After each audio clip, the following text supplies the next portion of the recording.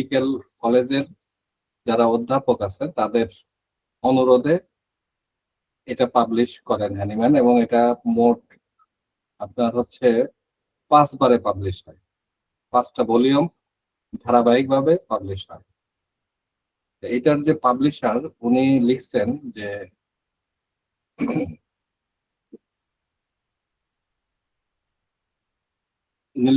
বেশ কয়েকজন মেডিকেল কলেজের অধ্যাপকদের বিশেষ অনুরোধে এই বইটি প্রকাশ করা হয়েছে, যা একে একে কলেজের পাঠ্য বই টেক্সট বুক হিসেবে তারা ব্যবহার করতে চান।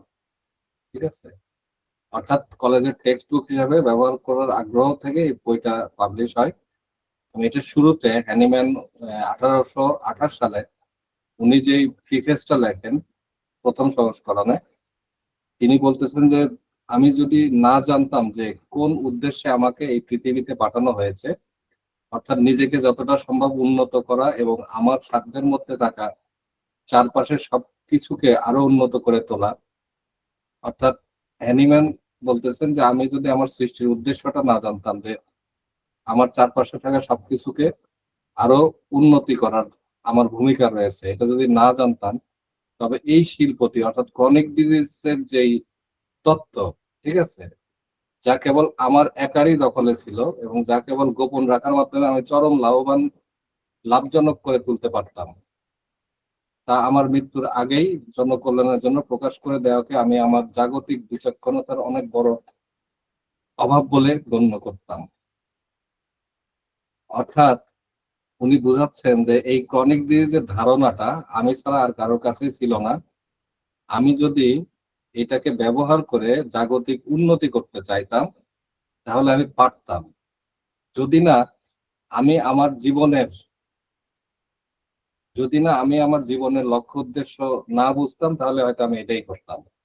কিন্তু আমি যখন বুঝতে পারলাম যে আমার জীবনটা মানুষের কল্যাণে ব্যয় করতে হবে, তখন আমি এটা প্রকাশ করার সিদ্ধান্ত নিয়েছি। প্রথম প্যারাতেই উনি এটা বলছেন। ঠিক আছে, তার মানে বোঝা যাচ্ছে যে ক্রনিক ডিজিজ বিষয়টা খুবই গুরুত্বপূর্ণ, যেটা উনি ছাড়া আর ওয়ার্ল্ডে কেউ জানতো না ওই সময়। এবং সেই ধারণা থেকে উনি ক্রনিক ডিজিজ বইটা লেখেন। এবং উনি আরেক জায়গায় লিখছেন যে এই ক্রনিক ডিজিজের যে আলোচ্য বিষয়, সেই আলোচ্য বিষয়ে আমার স্টুডেন্টদের মধ্যে অনেকে আছেন, বিশেষ করে মায়াজম, ঠিক আছে, তাদের অনেকে এটা বিশ্বাস করবেন না।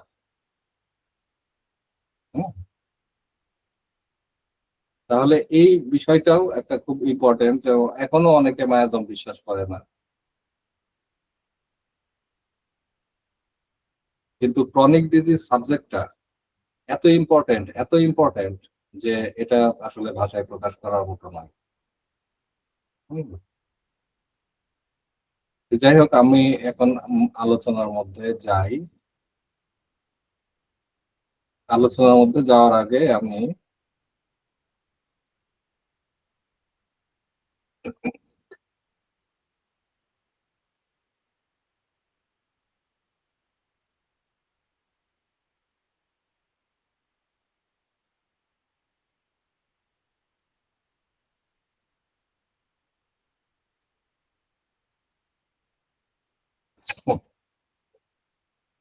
এইটার ক্রনিক ডিজিজ বইটা লেখার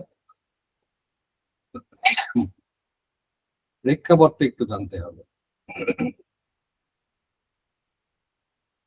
যদি এর প্রেক্ষাপটটা না জানা যায়, ঠিক আছে, তাহলে আপনারা এর গুরুত্বটা বুঝবেন না এবং একটা কঠিন ভুল ধারণা আপনাদের ভেঙে যাবে। হ্যানিম্যান কেন ক্রনিক ডিজিজ নিয়ে চিন্তা করছিলেন? উনি 1816 সাল থেকে 1828 সাল, ঠিক আছে, এই পর্যন্ত 1816 সাল থেকে 1828, 1828 - 1816, এই 12 বছর, উনি 12 বছর ধরে এই ক্রনিক ডিজিজ বিষয়টা নিয়ে গবেষণা করছেন। কেন গবেষণা করছেন? হ্যানিম্যান ক্রনিক ডিজিজ গ্রন্থটা প্রকাশ করার আগেও কিন্তু মারাত্মক সফল একজন চিকিৎসক ছিলেন।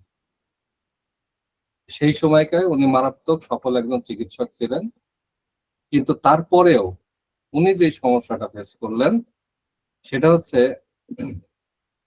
যে উনি যাদের ট্রিটমেন্ট করতেছেন তারা অন্য অন্য তৎকালীন চিকিৎসা ব্যবস্থায়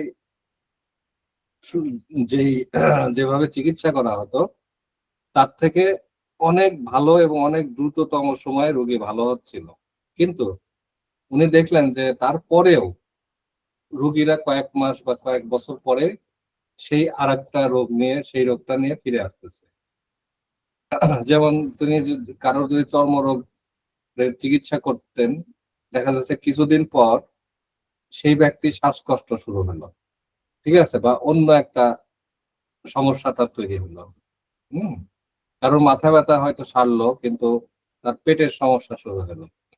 এইভাবে উনি লক্ষ্য করলেন যে উনি যে ট্রিটমেন্ট গুলা করতেছেন হোমিওপ্যাথি সদৃশ্য নীতি অনুসারে, অর্থাৎ যে ম্যাটেরিয়া মেডিকার যে রুলস, সেটা হচ্ছে ড্রাগ প্রুভিং এর মাধ্যমে মানুষের শরীরে ওষুধ পরীক্ষণের যে লক্ষণাবলী সংগ্রহ করছিলেন উনি ম্যাটেরিয়া মেডিকা পিউরাতে, সেই লক্ষণ অনুযায়ী ওষুধ দেওয়ার পরেও দেখা যাচ্ছিল যে রোগী আবার ফিরে আসতেছে।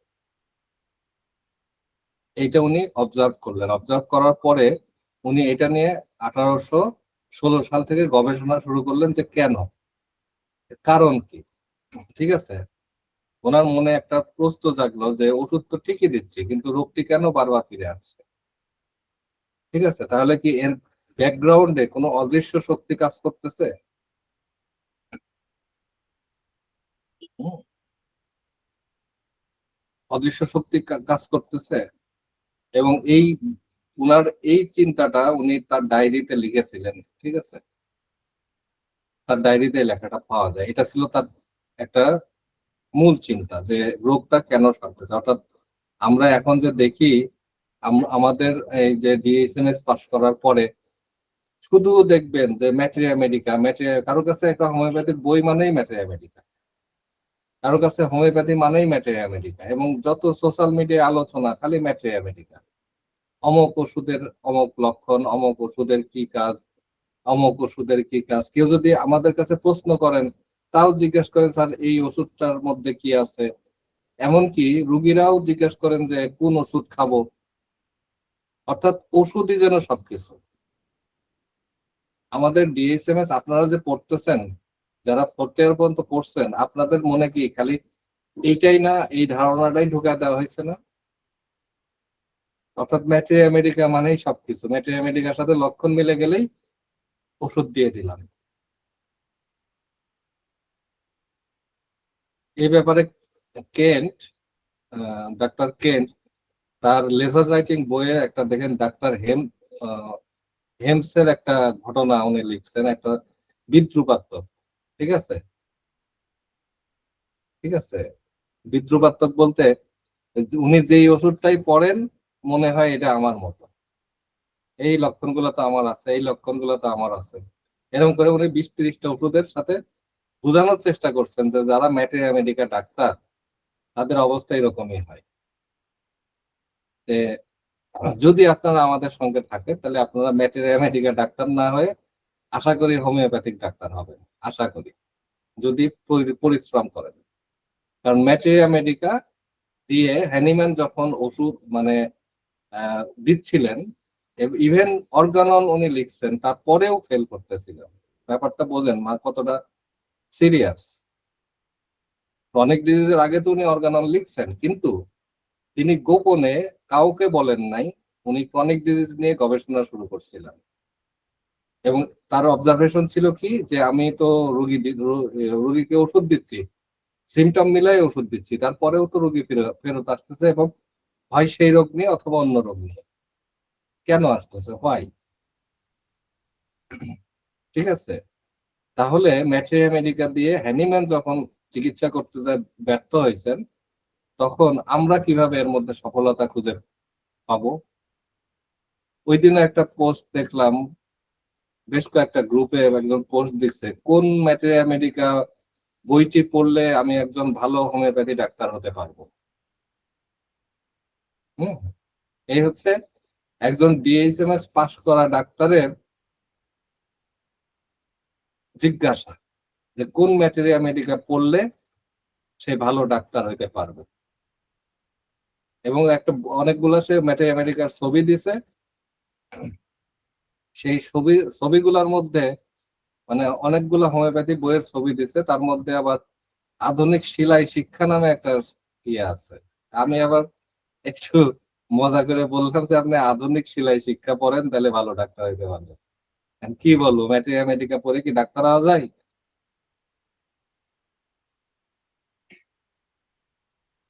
এই ধারণাটা সর্বত্র বিরাজমান। এখান থেকে বের হয়ে আসতে হলে আপনাকে ক্রনিক ডিজিজ সম্পর্কে আইডিয়া রাখতে হবে।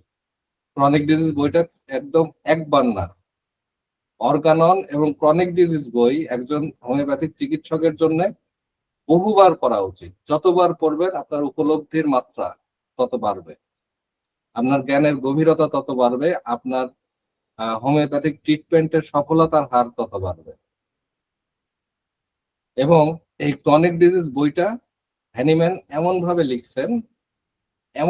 লিখছেন অকাট্য অকাট্য। উনি প্রথমে তার ব্যাখ্যা দিচ্ছেন যে কেন আমার কাছে এই রোগীগুলা বারবার ফিরে আসে, কেন, তার ব্যাখ্যা দিচ্ছেন। তারপরে উনি ব্যাখ্যা দিচ্ছেন যে এই ক্রনিক ডিজিজের যে বিষয়টা, বিশেষ করে মায়াজম, ঠিক আছে, এবং যে দায়ী তার ব্যাপারে উনি অকাট্য যুক্তি, শত শত হাজার হাজার বছরের মেডিকেলের ইতিহাস, একদম সেই আপনার মুসা আলাইহিসসালামের ইতিহাস পর্যন্ত তুলে নিয়ে আসছেন। ঠিক আছে, সেখানকার ট্রিটমেন্ট সিস্টেমের ইতিহাস পর্যন্ত তুলে নিয়ে আসছেন এবং প্রমাণ করছেন যে সোরা, এগুলা ছিল সোরা, এবং সোরা কিভাবে বিকশিত হয়ে আস্তে আস্তে সিভিলিস, সাইকোসিস এবং সিভিলিসে রূপান্তর হয়। উনি একদম প্রমাণ সহ সেখানে, অর্থাৎ এটা ক্রনিক ডিজিজ বইটা একটা research paper, scientific research paper. উনি একদম প্রমাণ দিচ্ছেন, বিজ্ঞানসম্মত ভাবে প্রমাণ দিচ্ছেন যে এর জন্য দায়ী হচ্ছে এই মায়াজম। তাহলে সেই প্রমাণটা আপনাদের জানতে হবে, আত্মস্থ করতে হবে। ঠিক আছে, আমরা আপনাদেরকে সহযোগিতা করতে পারি যদি আপনারা এগিয়ে আসেন। যাই হোক, মূল প্রসঙ্গে ঢোকার আগে আমি যে বকবক করতেছি আপনাদের কি খারাপ লাগতেছে কিনা, নাকি বিরক্ত লাগতেছে, একটু বলেন তো। না না না স্যার, বিরক্ত লাগছে না, ভালো লাগছে এবং মনে হচ্ছে যে ইন্সপাইরেশন বাড়বে এরকম কথাবার্তা শুনলে স্যার। এটা ছাড়া অনেক উপলব্ধি করার মতো বিষয় আছে। কারণ দেখছি দুই একজন আবার নাই হয়ে যাচ্ছে, এই কারণে জিজ্ঞাসা করলাম। এই বক বক শুনতে আসছে ক্লাস করতে এসে। যাই হোক, উনি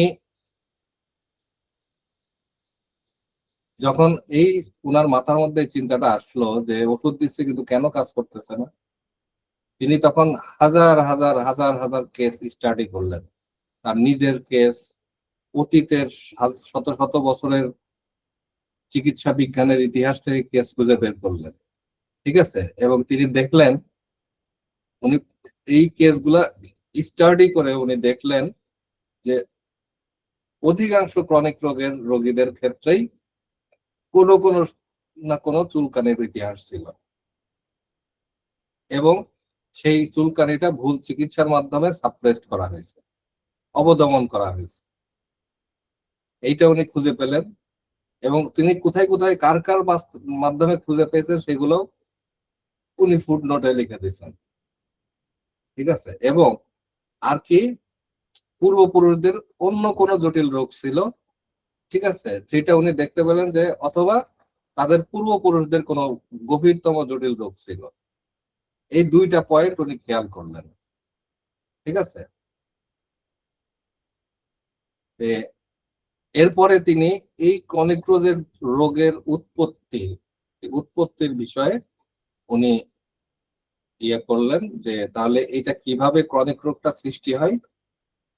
সেই প্রসঙ্গে যাওয়ার আগে আমাদের একটু আলোচনা করিনি, তারপরে আমাদের ওই ক্রনিক রোগ সম্পর্কে, আমাদের ক্রনিক ডিজিজ সম্পর্কে স্টাডি করতে গেলে আমাদের আনুষঙ্গিক আরো কিছু বিষয় জানতে হবে, সেটা নিয়ে পরে আসতেছি। হ্যাঁ, হ্যানিম্যানের পয়েন্ট অফ ভিউ গুলো আমি তুলে ধরি আগে। হ্যাঁ, তিনি দেখলেন, তিনি যে বিষয়গুলো নিয়ে অবজার্ভ করলেন তার ভিতরে, হ্যাঁ, এই ক্রনিক ডিজিজ বইতে তিনি উল্লেখ করছেন, এবং তার ভিতরে একটা হচ্ছে প্রিন্সিপালস অফ সাপ্রেশন, অর্থাৎ অবদমন রোগের রোগটা কিভাবে অবদমিত হয় সেইটার ব্যাখ্যা উনি দিচ্ছেন।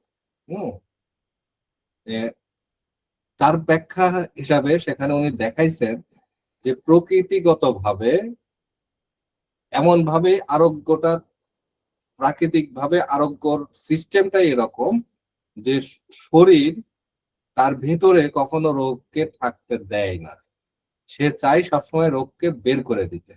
হ্যাঁ, এবং রোগকে শুধু বের করে না, সে চামড়ার বাইরে, শরীরের একদম চামড়ার বাইরে বের করে দিতে চায়।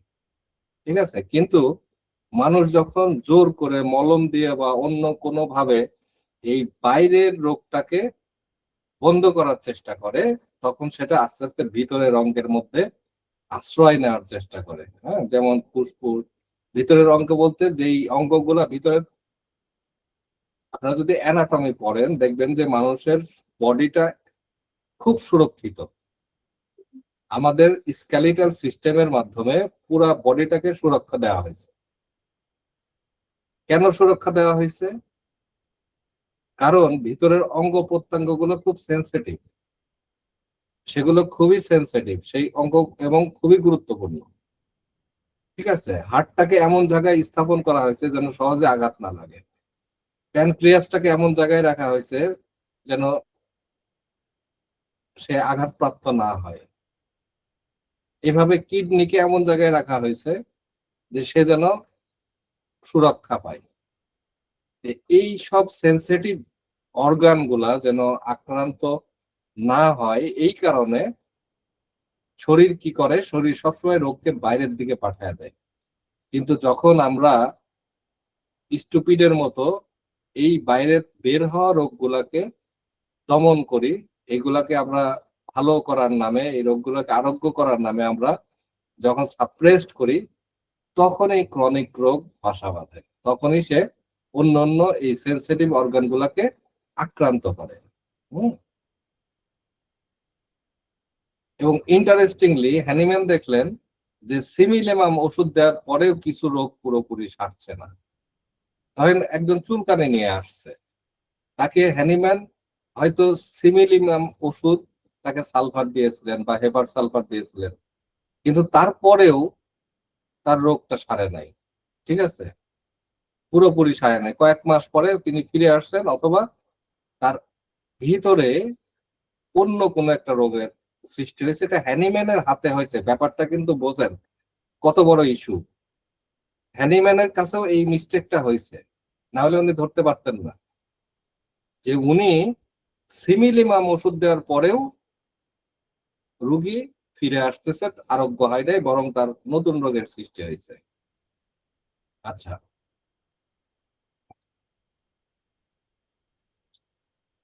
এরপরে উনি আরেকটা জিনিস খেয়াল করলেন, উনি কয়েক হাজার রোগীর ইতিহাস পর্যালোচনা করে দেখলেন যে হাঁপানি বা মৃগী রোগ বা হার্টের সমস্যা বা কুষ্ঠ রোগ, ঠিক আছে, এই ধরনের রোগগুলাকেও কোনো না কোনো ভাবে চাপা দেওয়া হয়েছিল। হম চাপা দেওয়া হয়েছিল, যেটা এখন স্থায়ীভাবে বসবাস করা শুরু করছে। এছাড়া উনি দেখলেন অ্যাকিউট রোগের ক্ষেত্রেও এই ঘটনাটা ঘটতেছে। হম উনি ম্যাথমেটিকা অনুযায়ী অ্যাকিউট রোগের যখন চিকিৎসা করলেন, অ্যাকিউট বলতে সাধারণত সর্দি, জ্বর, হাবিজাবি এই টাইপের জিনিস, তারপরেও দেখা যাচ্ছে যে রোগী ভালো হচ্ছে না, তার অন্য কোনো রোগের উৎপত্তি হচ্ছে। এবং আরেকটা জিনিস উনি অবজার্ভ করলেন যে তাহলে এগুলা তো উনি পারিপার্শ্বিক দেখলেন, এখন আরেকটা জিনিস উনি খেয়াল করলেন যে শিশু, বাচ্চা, তার মধ্যে একটা জটিল রোগ কেন দেখা দিল। একটা বাচ্চা শিশু আসছে তার কাছে একটা বড় ধরনের প্রবলেম নিয়ে, উনি চিন্তা করতে এত বড় প্রবলেম এই শিশুর কেন হলো। ঠিক আছে, এবং এই সব জিনিসগুলো উনি পর্যবেক্ষণ করে ঠিক আছে, উনি বুঝলেন যে এর একটা বীজ আছে যেটা জন্মগতভাবে মানুষের মধ্যে আসতেছে, যেটা অদৃশ্য। এবং আরেকটা ইনি দেখলেন যে সাপ্রেশন। মূলত উনি বেশ কয়েকটা আহ, বিষয় ফাইন্ড আউট করলেন, তার ভিতরে খুব গুরুত্বপূর্ণ ছিল সাপ্রেশন, এবং তারপরে গুরুত্বপূর্ণ ছিল হেরিডিটারি বা বংশগতির মাধ্যমে তিনি এই রোগগুলা অর্জন করেছেন। ঠিক আছে, এই চিন্তা থেকে উনি দেখলেন যে এই ক্যাটাগরি করলেন তিনটা, সেটা হচ্ছে সোরা, সাইকোসিস এবং সিফিলিস।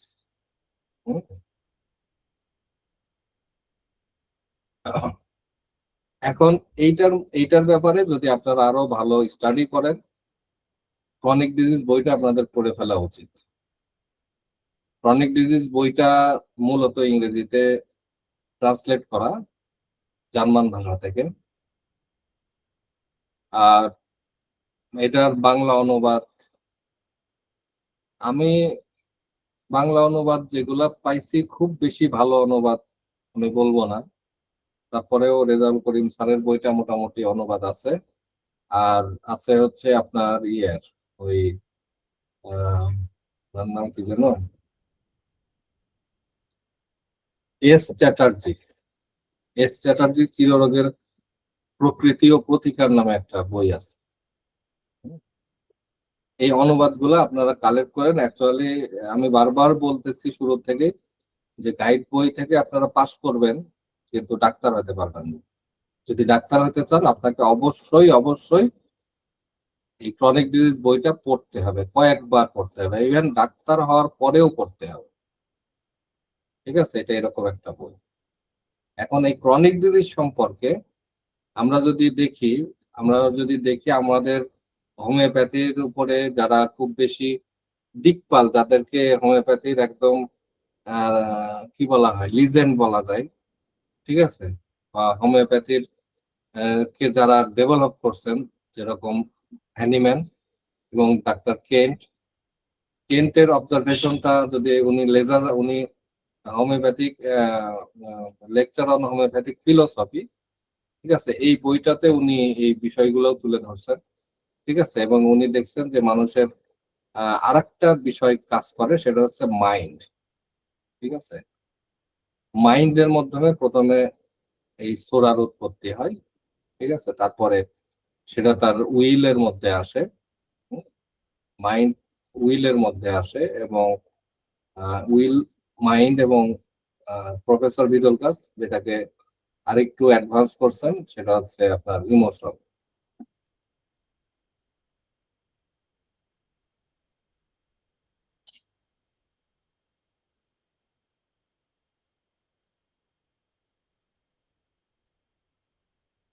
যাই হোক, আমাদের ক্রনিক ডিজিজের আলোচনার গভীরে ঢুকতে গেলে আমাদেরকে কয়েকটা বিষয় খুব পরিষ্কার ভাবে জানতে হবে। না, ওই বিষয়গুলো যদি পরিষ্কার ভাবে না বোঝেন, তাহলে ক্রনিক ডিজিজটা বুঝতে গেলে মাথার উপর দিয়ে যাবে। এক নাম্বার হচ্ছে হোয়াট ইজ দ্য ডিজিজ, রোগ কি। দুই নাম্বার হচ্ছে রোগ কত প্রকার, এটা আপনাকে বুঝতে হবে। হুম। তিন নাম্বার হচ্ছে যে what is the vital force, জীবনী শক্তিটা কি, এবং জীবনী শক্তির বৈশিষ্ট্য এবং জীবনী শক্তির কাজগুলা কি। ঠিক আছে, এই ব্যাপারে আপনাদের একদম ক্লিয়ার কনসেপ্ট থাকতে হবে। আর থাকতে হবে কি, আর থাকতে হবে যে আপনার লক্ষণ কি, হুম, লক্ষণ কি, এবং লক্ষণের ধরনগুলা কেমন হয়। এছাড়া আপনাকে জানতে হবে ইন্ডিভিজুয়ালাইজেশনটা কি। এই বিষয়গুলো যদি আপনারা না জানেন, ঠিক আছে, তাহলে ক্রনিক ডিজিজ ক্লিয়ারলি বুঝতে পারবেন না। ক্রনিক ডিজিজ বুঝতে গেলে আপনাকে এই প্রাথমিক ধারণা রাখতে হবে। ঠিক আছে, তাহলে রোগটা কি, হোমিওপ্যাথিক দৃষ্টিতে রোগটা কি, আমি এই নিয়ে এর আগেও 2-3 বার বিভিন্ন ইয়েতে আলোচনা করছি। আপনাদের 4th ইয়ারে আলোচনা করি নাই, 1st ইয়ারে করছি, 2nd ইয়ারে করছি। ঠিক আছে,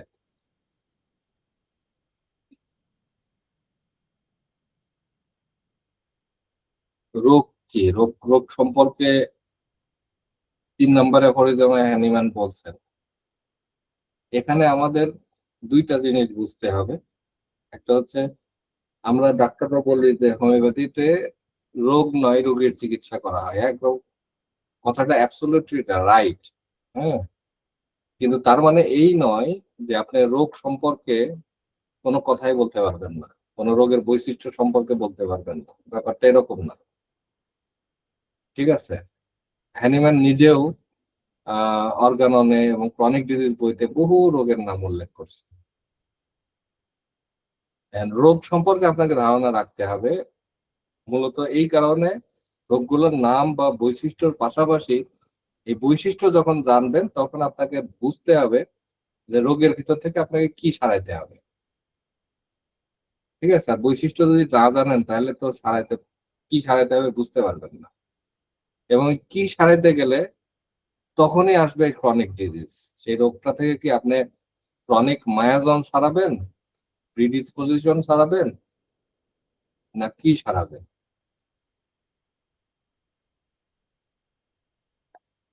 এই জন্য রোগ কি, ঠিক আছে, রোগ সম্পর্কে জ্ঞান, রোগ কি,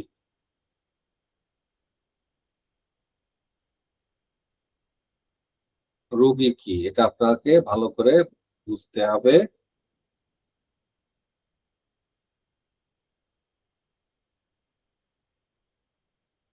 আর জানতে হবে রোগের শ্রেণী বিন্যাসটা। হ্যাঁ, রোগ কত প্রকার আপনারা তো জানেনই, তাই না? রোগ, অ্যাকিউট রোগ আর ক্রনিক রোগ হোমিওপ্যাথিক দৃষ্টিকোণ থেকে। এর মাঝখানেও আর একটা রোগ আছে যেটাকে বলা হয় সাব অ্যাকিউট রোগ, যেটা সাধারণত আলোচনায় আসে না, কিন্তু হ্যানিম্যান হিন্টস দিয়ে গেছে। হ্যানিম্যান এই ব্যাপারে ক্রনিক ডিজিজ বইতেই একটা হিন্টস দিয়ে গেছে। এখন আপনারা কি কেউ বলতে পারবেন যে অ্যাকিউট রোগ কি? খুব সরল প্রশ্ন, 1st ইয়ারের প্রশ্ন। স্যার, অ্যাকুইট রোগ বলতে স্যার আমরা বুঝি সাধারণত অচির রোগকে আমরা অ্যাকুইট ডিজিজ সাধারণভাবে বুঝি স্যার। জি স্যার। এটা তো আর মানে বিস্তারিত বুঝলাম, বৈশিষ্ট্য কি? অ্যাকুইট অ্যাকুইট রোগের অ্যাকুট বৈশিষ্ট্য, রোগ মানে স্যার অ্যাকুইট আচ্ছা, রোগের বৈশিষ্ট্য শামীম উদ্দিন, আপনি বলেন। অ্যাকুট রোগ বলতে আমরা সাধারণত বুঝি যে নতুন রোগ যেগুলা, সেগুলো হচ্ছে আপনার অ্যাকিউট রোগ। আর আপনার ক্রনিক বলতে যেগুলো স্যার পুরাতন রোগ বা বংশগত বা জেনেটিক ভাবে যে রোগগুলো দীর্ঘস্থায়ী ভাবে থাকে সেগুলো হচ্ছে আপনার স্যার ক্রনিক রোগ।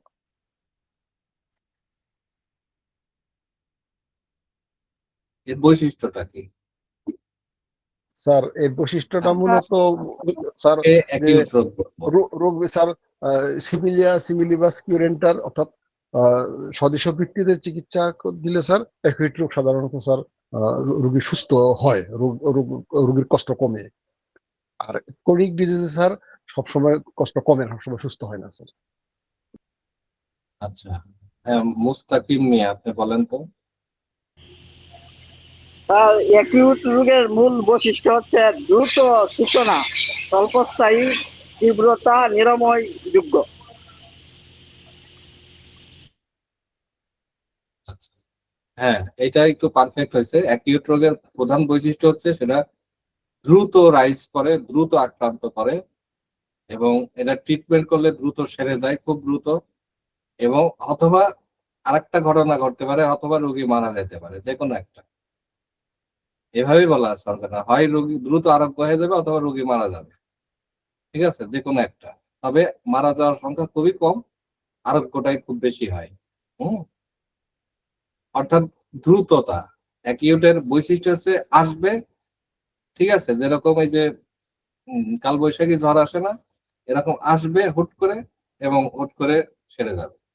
এই জন্য বাংলাতে একটা প্রবাদ আছে যে জ্বর আসলে ডাক্তার দেখালেও 7 দিন, না দেখালেও 7 দিন, ঘটনাটা এরকম। এটা নিজের থেকেও সেরে যায়, আবার ইয়ে করলে আরেকটু দ্রুত সারে, ঠিক আছে।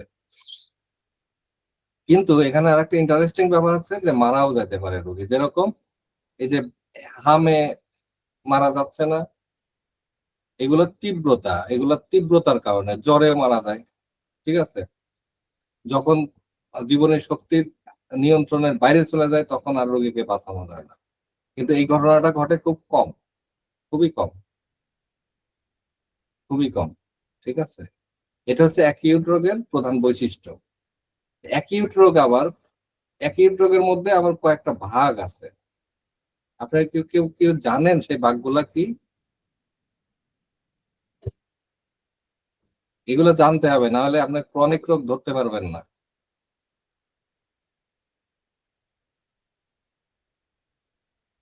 অ্যাকিউট রোগ 3 প্রকার, অ্যাকিউট রোগ 4 প্রকার, সরি, বলতে পারবেন কেউ?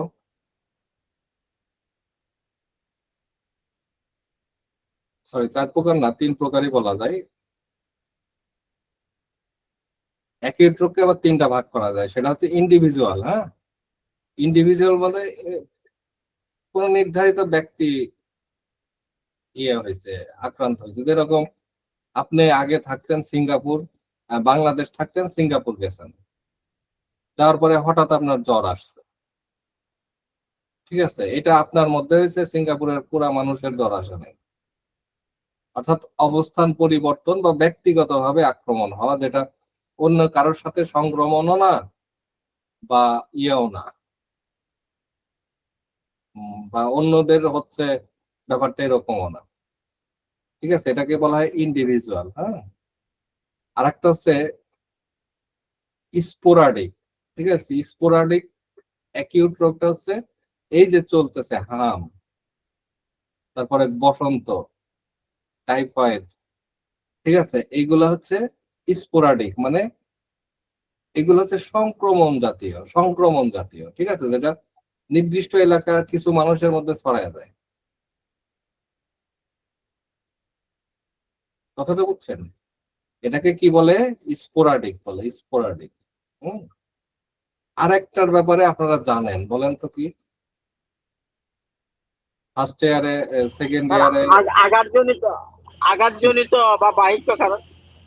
না না, আঘাতজনিত ইন্ডিভিজুয়াল। আরেকটা হচ্ছে এপিডেমিক, মহামারীটাও অ্যাকিউট রোগ, ঠিক আছে।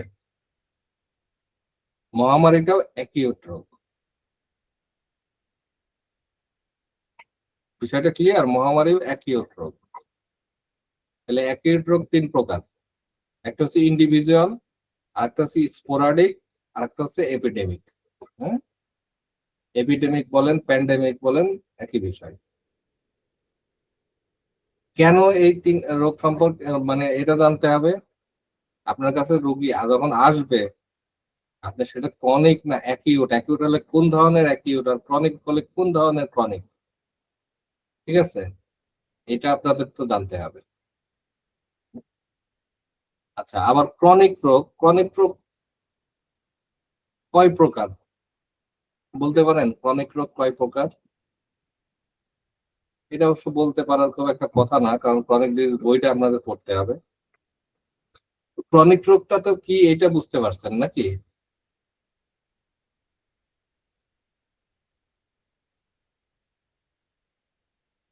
জি স্যার, জি স্যার।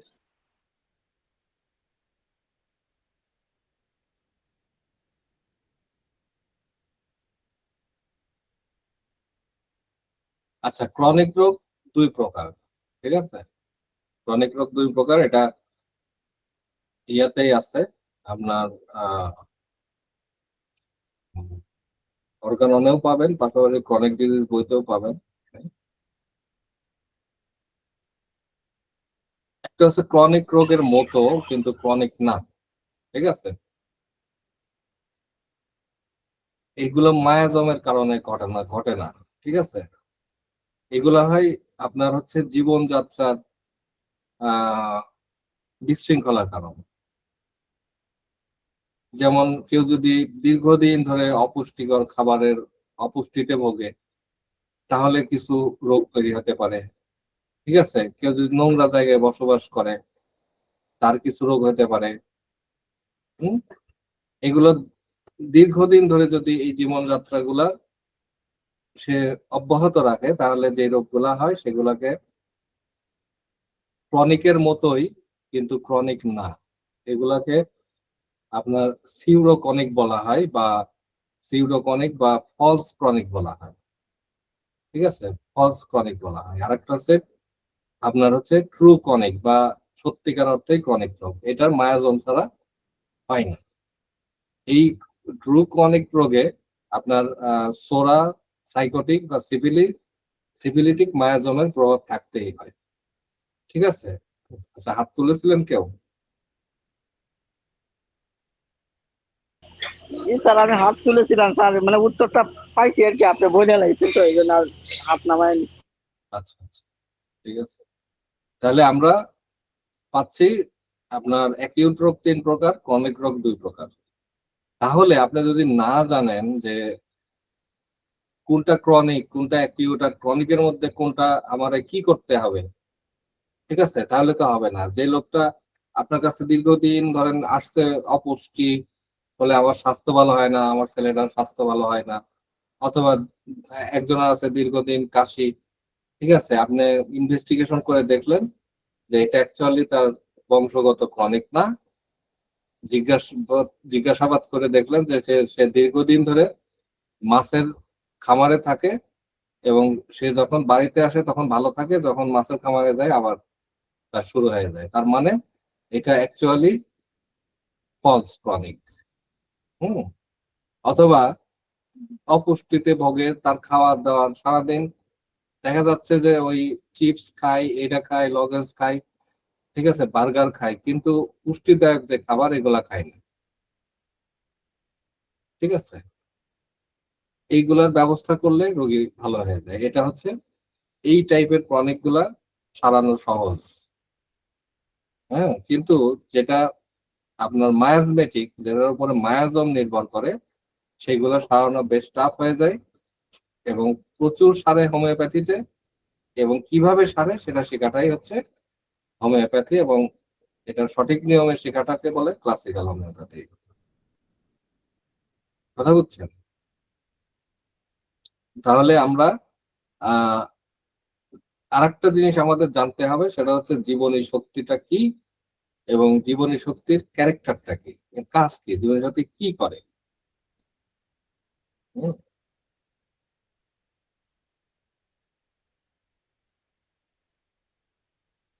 এই জীবনী শক্তি কি করে এটা তো আপনারা জানেন, মানে জীবনী শক্তি কি এটা তো জানেন, তাই না? কিন্তু আরেকটু স্টাডি করেন এবং এটা জানতে হবে। জীবনী শক্তির ক্যারেক্টার মানে এর চরিত্রটা যদি না জানেন তাহলে আপনি ক্রনিকে ভালো করতে পারবেন না। ঠিক আছে, তো যাই হোক, আজকে আমি প্রাথমিক, যেহেতু প্রথম ক্লাস, প্রাথমিক আলোচনাগুলো করলাম। আগামী ক্লাসে আমরা আরো গভীরে ঢুকবো ইনশাল্লাহ। আর আপনাদের রুটিনে এই ক্লাসটা নেওয়ার কথা ছিল শারমিন আক্তার নামে একজন ম্যামের, কিন্তু উনি ক্লাসটা নিতে পারবেন না, নিতে নিতে পারতেছেন না, কারণ রিসেন্টলি শি গট ম্যারেজ, নতুন একটা পরিবেশে গেছেন, যার কারণে সে ক্লাসটা এই মুহূর্তে নিতে পারতেছেন না, হয়তো ভবিষ্যতে কোনো এক সময় নিবেন। ততদিন পর্যন্ত আমিই নিতে থাকবো ইনশাল্লাহ। ঠিক আছে, আজকের আলোচনা আর দীর্ঘায়িত করতে চাচ্ছি না। আজকে আমি প্রাথমিক একটু ধারণা দিলাম ক্রনিক ডিজিজের বিষয়ে।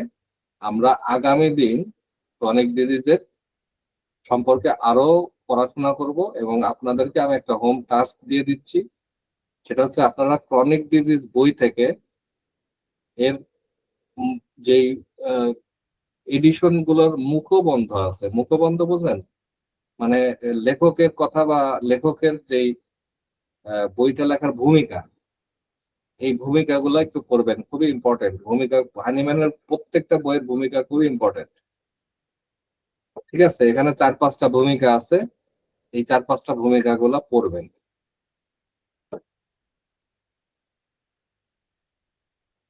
ঠিক আছে, এবং নেক্সট থেকে আমি হোম টাস্ক দিয়ে দেবো ইনশাল্লাহ। তো যাই হোক, আপনাদের কোনো প্রশ্ন আছে?